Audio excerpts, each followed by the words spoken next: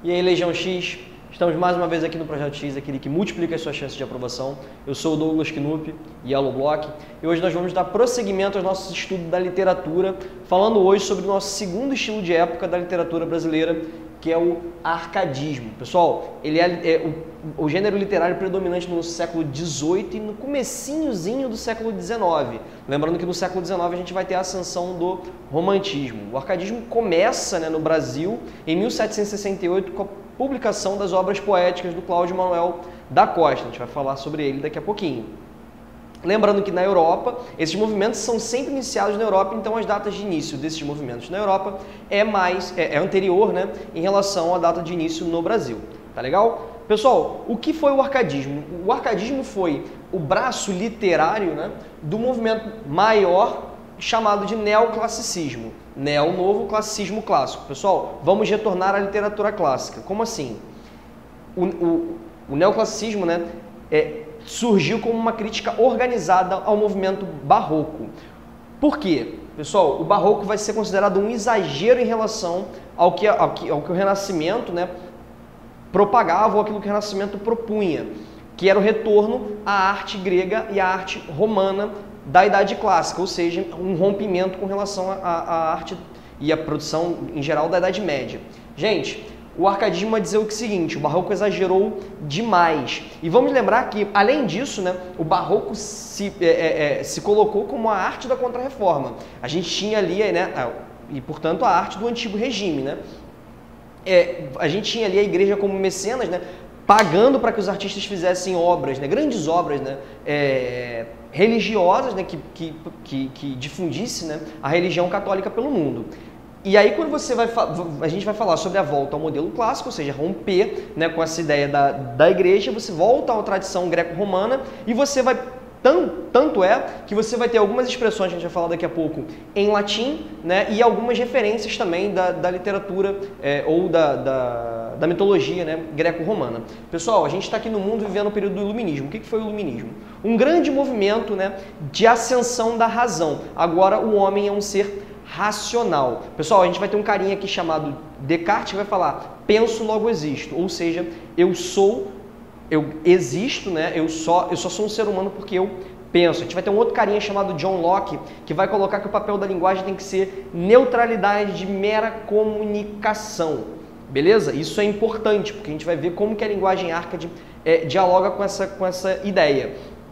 A gente vai ter também que o iluminismo ele propunha a ideia de república, a ideia de democracia e a ideia de liberdade, que são ideais que vão contra o ideal, o que havia no antigo regime. Tá certo, pessoal? A salada aqui do iluminismo vai dar pra gente uma linguagem muito enxugada em relação ao arcadismo. A gente vai ver que é uma linguagem de muita paz. Pessoal, a gente vai ter aqui no Brasil, a gente vai estar no Brasil colônia, vivendo o ciclo do ouro. Ou seja, a gente está localizado em Minas Gerais, em Confidência Mineira, É um dos movimentos separatistas, republicanos e democráticos que aconteceram no Brasil. Pessoal, esses caras aqui que estão escrevendo no período do Iluminismo fizeram parte da Inconfidência Mineira. Então a gente vê que aqui você tem uma literatura que está trabalhando de maneira politizada. Gente, algumas características, do nosso neoclassicismo, do nosso arcadismo, ou até setecentismo, como alguns gostam de chamar. Pessoal, o primeiro deles, inutilia truncati, vamos cortar aquilo que é inútil. O exagero, a gordura barroca. Aurea mediocritas, vamos trabalhar com um ser humano médio, o comportamento não deve ser exagerado, aquela postura sexo, drogas e rock and roll aqui não existe.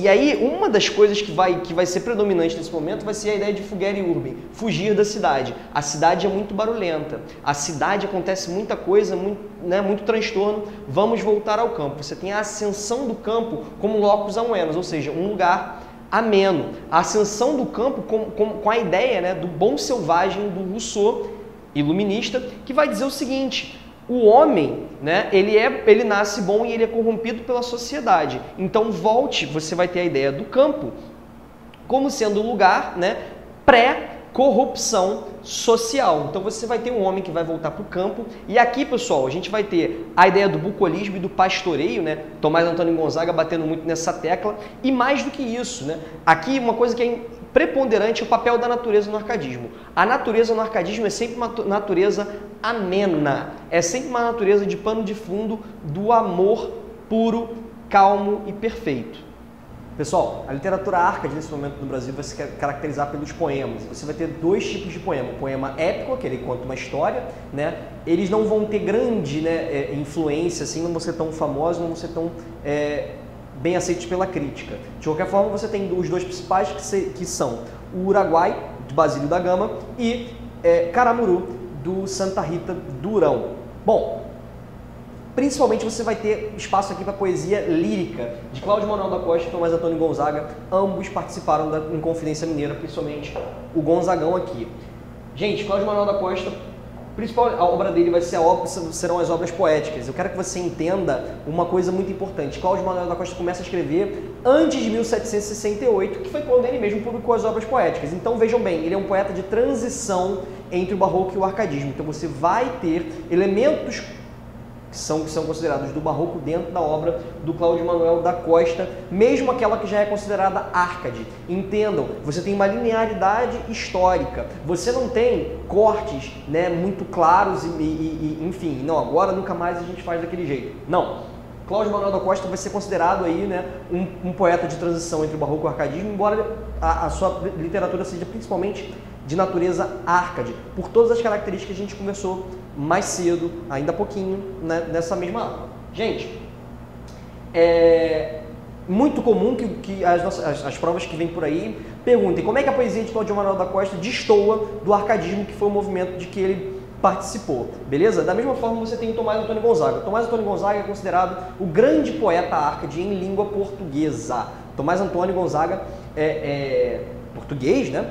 Então você tem a publicação das liras de Tomás Antônio Gonzaga, onde você tem o mote de Marília de Dirceu. Pessoal, muito famosa essa ideia de Marília de Dirceu. Tomás Gonzaga era apaixonado por uma mulher, só que ele vai preso por conta da Inconfidência Mineira, e dentro da prisão ele continua escrevendo, e só que aí é claro, né, que o mundo já não é tão mais maravilhoso assim, porque agora ele estava na cadeia. Então você começa a ter elementos ali que vão se aproximar do que mais tarde a gente vai conhecer como romantismo. Ele meio que inaugura, por assim dizer, um pré-romantismo, mas a gente vai deixar o Gonzaga aqui como um arcade que começa a caminhar para o romantismo. Valeu, pessoal!